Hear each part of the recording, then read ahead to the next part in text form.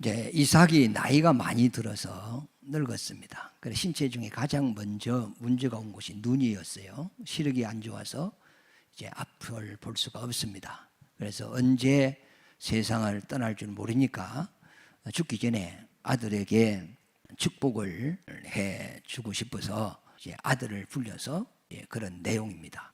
그러면 그 축복을 세상법으로 생각을 하면 장자에게 복을 빌어줘야 됩니다. 그런데 하나님의 뜻은 장자에게 있지 않고 자자 야곱을 앞세웠단 말이에요. 그러니까 하나님의 언약의 복을 에서에게 주는 것이 아니고 야곱에게 주는 것이 하나님의 뜻입니다. 이삭이 장가를 40에 갔죠. 근데 아이가 안 생겼어요. 하나님께 기도했더니 20년 만에 아이가 생겼습니다. 60살 돼서 아이를 자기 부인이 가졌는데 쌍태였어요. 그런데 이 아이들이 복중에서 서로 다투고 막 싸운단 말이에요. 그래서 하나님께 물어봤습니다. 왜 복중에서 이렇게 난리가 납니까? 했더니 여호와께서 하시는 말씀이 너 중에 두 민족이 있다.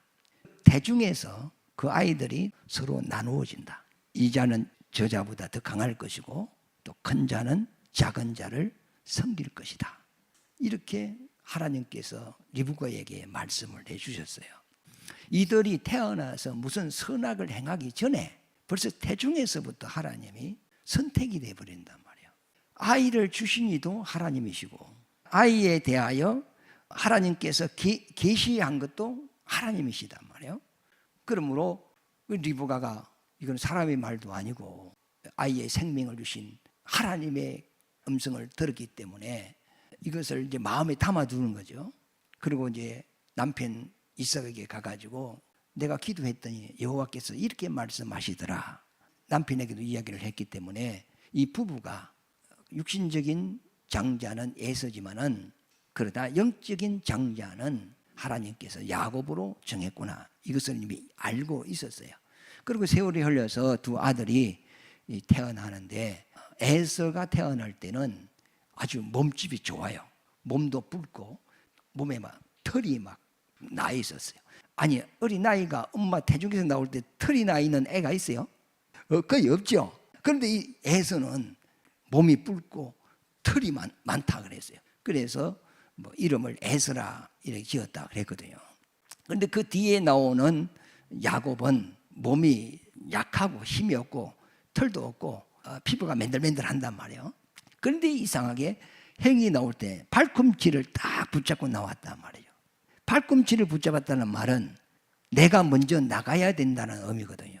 왜 그러냐 하면 하나님의 주시는 복은 내가 받아야 된다. 그 복에 대한 소원이 강한 자가 누구였냐면 야곱이었어요. 안 돼, 안 돼, 내가 나가야 돼, 안 돼. 워낙 앞에 에서가 힘이 세니까 막 딸려 나와 버리는데 그러나 야곱은 자기가 먼저 나오지 않은 그런 열심이 있었단 말이에요. 그래서 이 둘이 태어나서 자라는데 큰 놈은 확실히 달라요. 성격 자체가 활달하단 말이에요. 그리고 가지고 노는 것이 칼, 활, 창 이런 걸 가지고 논단 말이에요. 그가 커서 이제 사냥꾼이 되죠. 사냥꾼이 됐다는 말은 그 당시에는 싸움꾼입니다. 전사. 그러니까 능력도 있고 힘도 있고 덩치도 있고 굴레 시험도 나고 그리고 싸움도 잘하고 그 당시에서는 최고의 사람이었습니다. 육체적으로는. 그런데 이 에서는 하나님이 주시는 언약의 복이 무엇인가 이걸 모르는 거예요. 거기에 대해 별 관심이 없어요. 팥죽 한 그릇에 장작권을 팔아먹을 정도로 하나님의 언약의 복이 무엇인가 그 중요성을 모르고 자란 자가 에서였어요. 그런데 이 야곱은 종용하고 장막에 거하는 자라 그랬거든요. 용자가 얼굴 용자단 말이에요. 그러니까 항상 부모님의 말씀에 귀를 기울이고 그 말씀을 마음에 늘 두었어요. 그 유대인들은 모계 사회거든요. 어머니가 아이들을 교육을 또 맡아서 하는 거예요. 그러니까 이제 아브라함부터 하나님께서 받은 그 언약에 대하여, 율례에 대하여, 법도에 대하여, 규례에 대하여 그 아들들에게 이제 리브가가 가르치는 거죠. 그런데 야곱은 그걸 듣고 마음에 담고 믿는 거예요. 그런데 에서는 막 건성으로 듣고 알겠습니다 이래 버린단 말이에요. 그러니까 하나님이 아브라함에게 그 언약한 복이 이삭에게 내려왔는데 그 이삭이 이제 수명이 다 돼가요. 그 복을 자식에게 이제 빌어줘야 되는데 그 복은 하나님의 복을 사모하는 자에게 복이 넘어간단 말이에요. 그래서 세월이 흘러서 이제 이삭도 나이가 들어가지고 눈 시력이 갔어요. 내 속에 하나님의 주신 언약의 복이 있다는 거예요. 하늘의 복이 있다는 거죠. 그 땅의 복 말고 지금 복을 빌어주고자 하는 것은 땅에 있는 양, 소, 염소, 낙타 뭐 이런 걸 자식에게 재산을 물려주고 싶어서 복을 비는 건 아니단 말이에요. 그거는 그만 주면 되는 거예요. 그러면 이삭이 자식에게 복을 빌어주고자 하는 그 복이 뭐냐면 자기 아버지 아브라함이 하나님께 받은 언약의 복이 있어요. 그 복을 이삭이 받았거든요.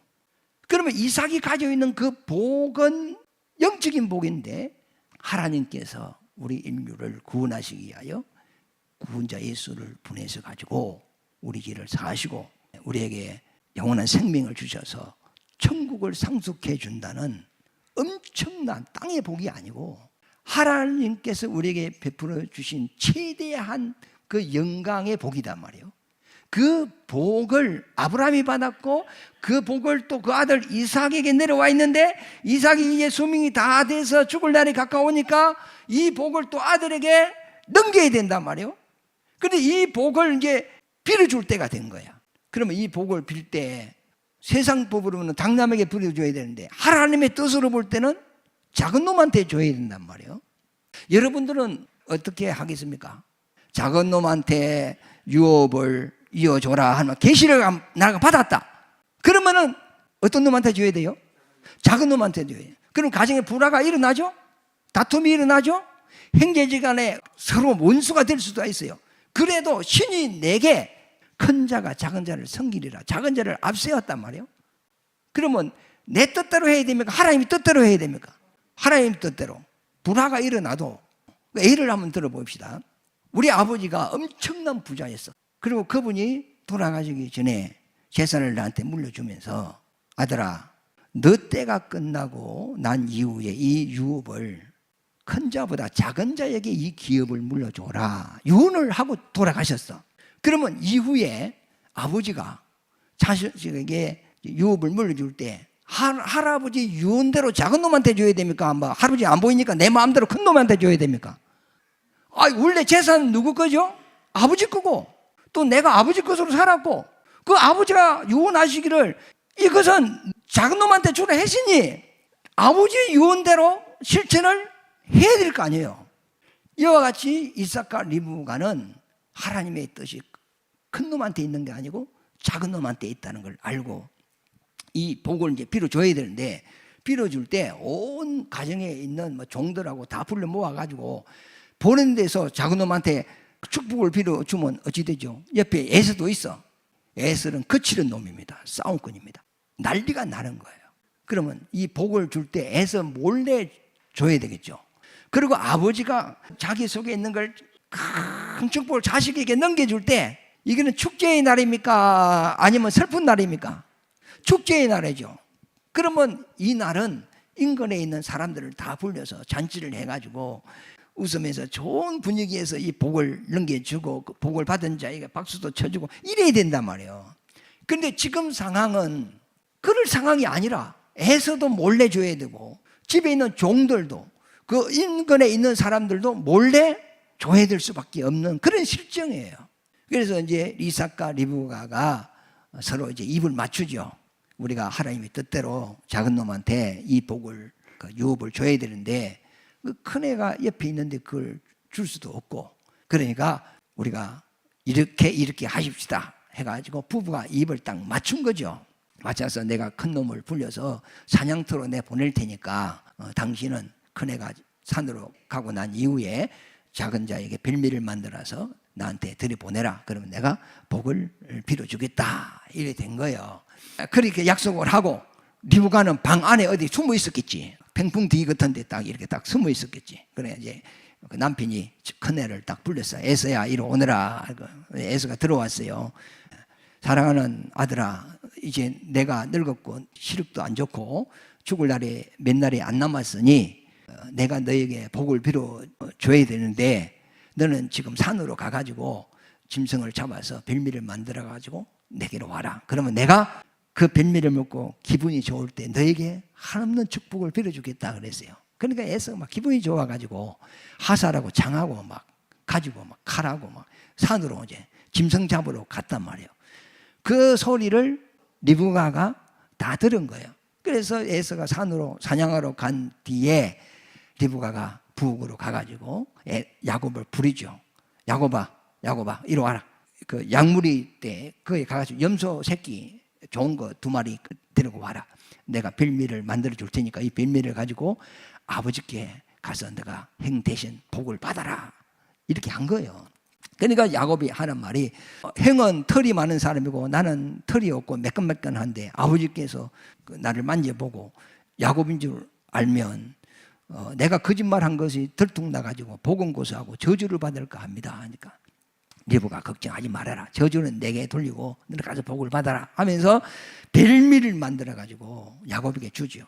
그리고 염소털 가지고 토시같이 만들어가지고 이게 팔에 끼우고 목 맨들맨들한데 요런데도 짐승을 털로 요래 딱 휘감고 또 그리고 에서 옷을 또 입히고 또 에서 이름으로 야곱이 변장을 그리 해가지고 이제 별미를 들고 아버지에게 이제 갑니다. 아버지 제가 왔습니다 했더니 이삭이 하는 말, 너 누구냐? 저는 야곱입니다.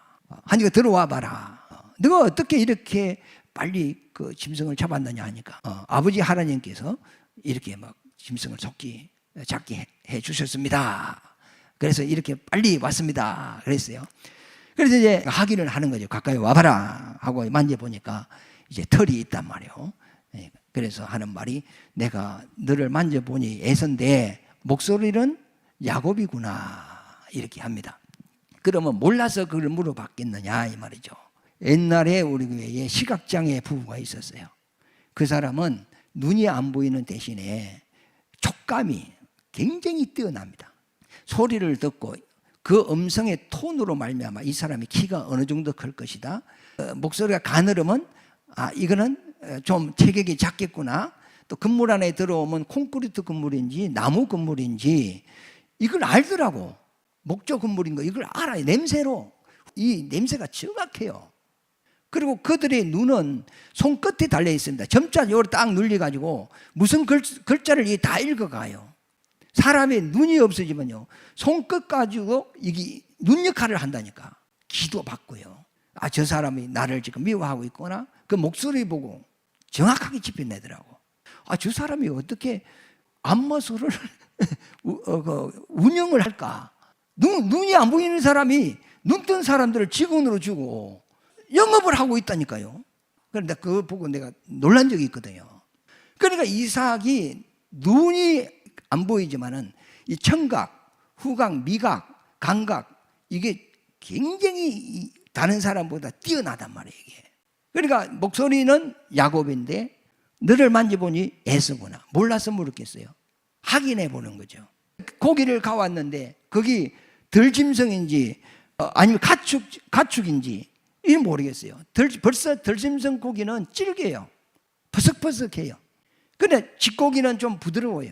우리가 회를 먹을 때도 자연산하고 양식하고 전문가는 그 분별해 내더라고. 벌써 집에 앉아 있어도 저 계단에 올라오는 발소리만 들어도 애 아빠가 오네, 큰애가 오네, 딸이 오네 알아 몰라요? 다 알아요.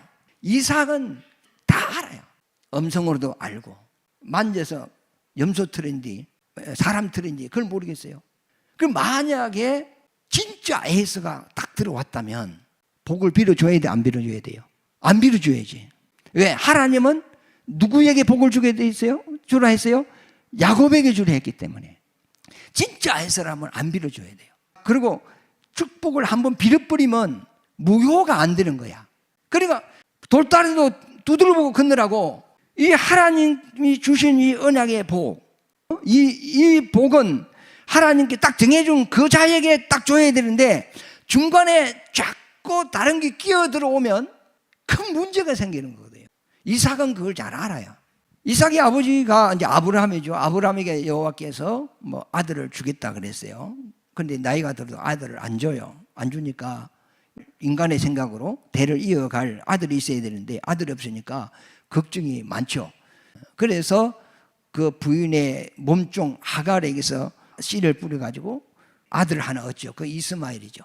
이제 아들을 얻어놓고 딱 있으니까 여호와께서 나타나셔가지고 그는 너 유업을 이을 자가 아니다. 너 조광지처 사라에게서 태어난 자가 너 유업을 이을 것이다 하면서 그 아이는 아니다고 패싱을 지켜버린단 말이에요, 하나님이. 그리고 이제 또 뭐 아들을 준다 했으니까 주겠지 하고 기다리다가 또 안 주시니까 아브라함이 하나님께 기도합니다. 여호와여, 우리 집에 모든 재산을 관리하는 사한 엘리에셀을 내 후계자로 삼겠습니다 하니까 또 하나님의 음성이 또 들린단 말이에요. 그것도 아니다 한단 말이에요. 그 중간중간 끼어 들어오잖아요. 그리고 99세가 되었을 때 여호와께서 나타나가지고 내년 이맘때 너 아내 사라에게 아들이 있으리니 그 아들이 너 유업을 이을 것이라 그랬어요. 임신을 하면 10개월 후에 놓는 거 아닙니까? 그래가지고 그 음성을 듣고 있는데 사라가 너무 예뻐가지고 블레셋 왕이 사라를 취해가지고 사라 몸에 또 씨를 뿌리려고 중간에 또 끼어 들어온단 말이에요. 그럼 하나님이 그걸 가로막는단 말이에요.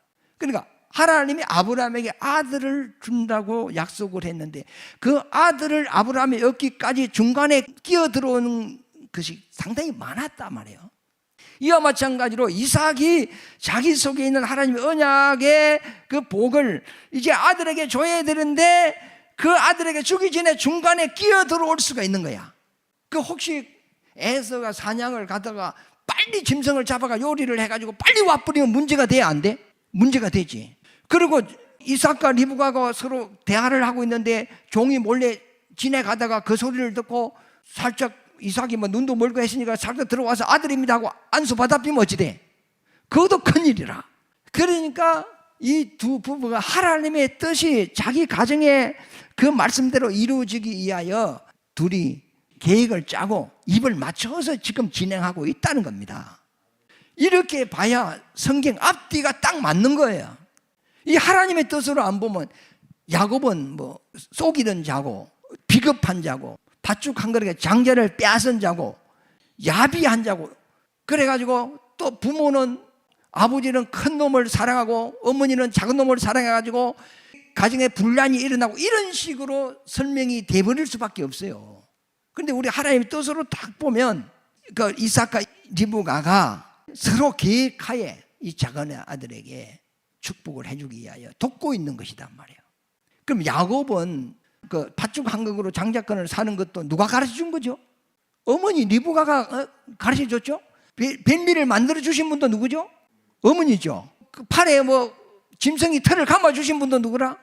어머니죠. 애써 옷을 입혀준 분도 누구야? 어머니죠. 아버지께 나가도록 독촉한 자도 누구죠? 어머니죠.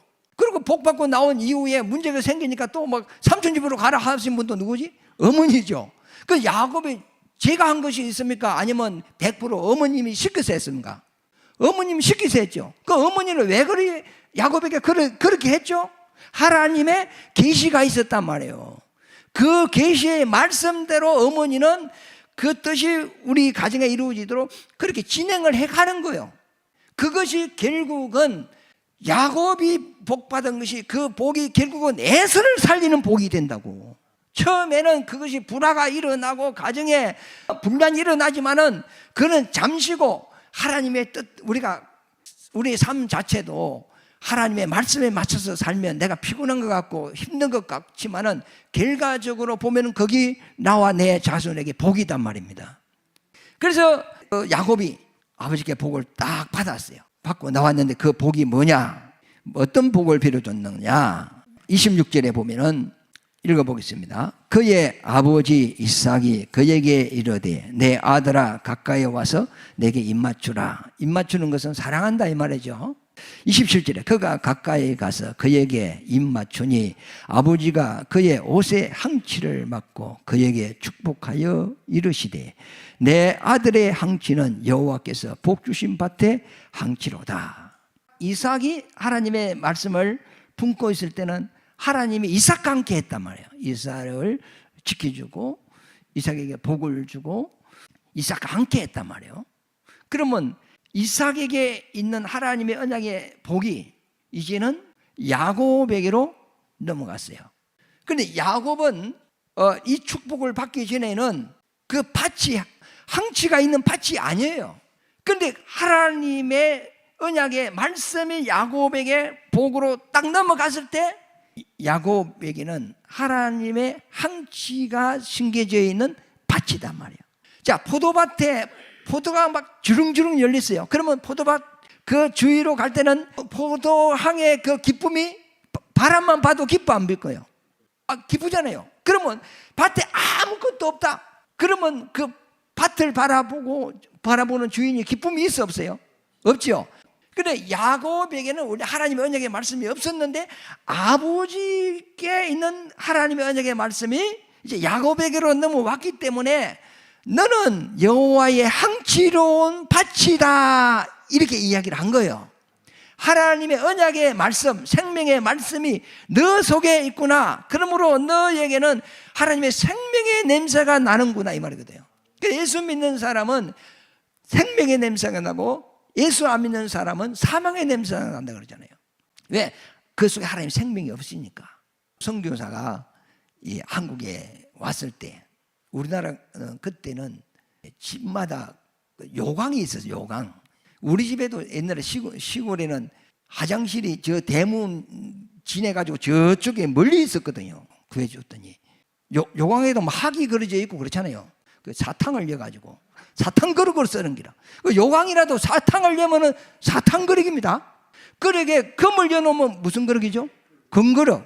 그릇에 된장 넣어놓으면 된장 그릇이지. 그래 야곱은 그 밭에 아무것도 없었어. 근데 하나님의 언약의 말씀이 딱 당기니까 그때부터 하나님의 향기로운 항치가 나는 야곱이 된단 말이에요.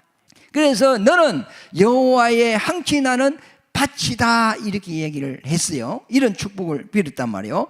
그 다음에 28절을 한번 읽어보면 하나님은 하늘에 있을가 땅에 기름짐이여 풍성한 곡식과 포도주를 내게 주시기를 원하노라. 그런데 그 너에게 있는 그 복이 하늘에 있으리라. 이슬은 어디서 내려와요? 하늘에서 내려오잖아요. 그러면 이슬은 모든 식물에 굉장히 좋아요. 상추 받치고 배추 받치고 무 받치고 이슬은 다 좋아. 그런데 그 하늘의 이슬이 내게 내려왔다는 거예요. 야곱이 받은 복은 땅에 일을 해가지고 땅에서 솟아난 복입니까? 하늘에서 내려온 복입니까? 하늘에서 내려온 복입니다. 그 하늘에서 내려온 이슬로 말미암아 땅이 기름지자는 거예요. 땅이 복을 받는다는 거예요. 그 땅이라는 것은 나라를 이야기한다는 거예요. 그리고 하나님이 우리에게 주신 복이 뭐냐? 예수 그리스도다 말이에요. 그 예수 그리스도께서 이 세상에 오셔서 우리 죄를 용서하시고 우리의 영원한 생명 주시고 또 우리를 자녀로 삼으시고 우리를 부활시켜서 하늘나라를 영생으로 주는 그 복이다 말이에요. 그 복이 너로 통하여서 이 땅의 모든 나라가 다 받을 것이다. 예수 그리스도로 말미암아 이제는 이 복음이 예루살렘과 유다와 사마리아 땅끝까지 이방 땅끝까지 이 복음이 다 전거될 것이다. 그런데 이 복음을 받아들이는 자는 곡식과 풍성한 곡식과 포도주를 내게 주시기를 원하노라. 농부가 가장 기쁠 때는 막 나락 심을 때입니까? 아니면 약칠 때입니까? 아니면 추수할 때입니까? 추수할 때죠. 포도주를 먹으면 기분이 업이 됩니까? 안 됩니까? 업이 되죠. 평생 말 안 하는 사람도 술 한 잔 들어가면 막 말문이 열려가지고 술 깰 때까지 말하시는 분이 있어요. 노래가 나오기도 하고 춤이 나오기도 하고. 그래서 하나님이 우리에게 주시는 복, 이 복은 기쁜 소식입니다. 복음은 기쁜 소식입니다. 하늘에서 온 기쁜 소식. 이 복을 지금 이야기를 하는 겁니다. 풍성한 곡식과 포도주를 내게 주시기를 원하노라. 29절에 만민이 너를 섬기고 열국이 내게 굴복하리니 내가 형제들의 주가 되고 내 어머니 아들들이 내게 굴복하며 그랬죠. 그럼 여기서 섬기게 된다는 말이 뭐죠? 뭐 쌀 사주고 뭐 라면 사주고 이런 것이 아니고 그거는 이 세상적인 방법이고 야곱이 하나님께 받은 복을 그들이 받을 때 야곱이 그들을 섬겨주는 것이고 그들이 그것을 받고 구원을 받을 때 야곱을 섬겨주는 거예요. 그래서 예수님은 그랬어요. 나는 이 땅에 섬김을 받으러 온 것이 아니고 섬기러 왔다 그러죠. 그럼 예수님이 우리를 섬겨준 것이 뭐죠? 우리 죄를 사해 주시고 우리에게 영원한 생명을 주신 것은 우리를 섬겨주신 것이죠. 그럼 우리가 하나님을 섬기는 것은 뭐죠? 하나님의 말씀을 받아들이고 믿고 순종하고 그렇게 사는 것이 하나님을 섬기는 것이단 말이에요. 그럼 목사님들이 어디 가면 그래요. 저는 고현중앙교회를 섬기고 있습니다. 저는 여러분들을 섬기는 것은 하나님의 말씀을 제대로 가르치는 것이 섬기는 거예요. 여러분들이 저를 섬겨주는 것은 라면 사주는 것이 아니고 말씀을 듣고 그대로 순종하고 그 말씀에 따라서 사는 것이 나를 섬겨주는 거예요. 이제는 너에게 임한 하늘의 복이 너와 너 가정에게만 국한된 것이 아니고 이 복이 만민에게, 열국에게, 너 형제들에게, 내 어머니의 아들들에게 이것이 다 흘러갈 것이다. 그러면 그들이 그 복을 받아들이는 것이 너를 섬기는 것이다 이 말입니다. 그러면서 하는 말이 읽어보겠습니다. 너를 저주하는 자는 저주를 받고 너를 축복하는 자는 복을 받을 것임이라. 이 복음을 받아들이는 자는 감사합니다. 나에게 이런 복음을 전해주시니 감사합니다. 나 천국이 있는 줄도 모르고 지옥이 있는 줄 몰랐는데 이제 오늘 말씀 들어보니까 하나님이 계시고 천국도 있고 지옥도 있고 내세도 있네요. 이것을 내가 모르고 그만 죽어버렸다면 얼마나 내가 후회를 했겠습니까? 그러나 이 진리를 가르쳐 주시니 감사합니다. 감사합니다. 이렇게 한다는 거예요. 그런 사람은 너와 똑같이 복을 받고 그런 말씀을 전해도 헤이 그런 게 어디 있어? 죽으면 끝이지. 이것을 받아들이지 않는 사람은 그 저주가 지옥으로 끝나버린단 말이에요. 그걸 이야기하는 거예요. 이 세상의 어떤 복으로 이렇게 포회를 해놨지만은 이 말씀의 중심 의미는 영적인 복을 이야기하는 것이다 말이죠. 오늘 말씀을 통하여서 우리가 이삭과 리브가의 믿음은 하나님의 계시된 말씀이 자기 가정에 이루어지기를 원하여 인간적인 법으로는 에사한테 복을 빌어줘야 되지만 그러나 하나님의 뜻은 야곱에게 있기 때문에 그 말씀대로 순종한 것 같이 우리도 우리의 삶 자체가 내 생각, 내 뜻, 여러 가지 어떤 나의 주장도 있지만은 그러나 하나님의 말씀에 비추어 봤을 때 그것이 하나님의 뜻에 안 맞으면 그걸 포기하고 하나님의 뜻을 선택하고 우리가 살아가야 된단 말이에요. 그렇게 될 때 그 결과는 뭐냐? 야곱도 살고 에서도 살고 만민도 살고 열국도 살고 어머니의 아들들도 다 사는 거예요. 그러나 인간적인 방법으로 막 그런 게 어디 있어 뭐 하면서 내 방법으로 해버리면 나도 죽고 내 자녀도 죽고 만민도 죽고 유익이 없는 거예요. 사람은 답이 없어요. 내일 일을 우리가 알아 몰라 모르죠. 하나님은 모든 걸 다 아시는 분이 그 말씀의 빛으로 우리를 인도해 가는 겁니다. 이삭과 리브가가 하나님의 계시된 말씀이 자기 가정에 이루어지게 한 것 같이 우리도 하나님의 그 말씀에 따라서 순종하고 사서서 복을 받으시는 여러분들 되시기를 예수 이름으로